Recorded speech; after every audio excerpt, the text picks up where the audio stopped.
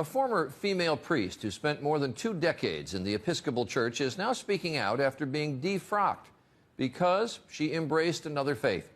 Today, Ann Holmes Redding calls herself both a Christian and a Muslim, but her move to Islam came at a very high price. Dan Harris reports on this woman's test of faith. Ann Holmes Redding was an Episcopal priest for 25 years until a radical test of faith. Several years ago, while she was mourning the death of her mother, she was trying out an Islamic meditation technique that she'd learned in an interfaith class.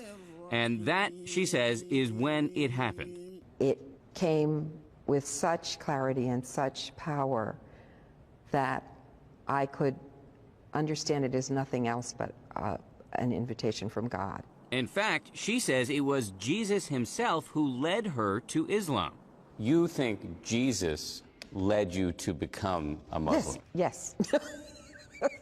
Yes. You're laughing. Because I know it doesn't make sense to people.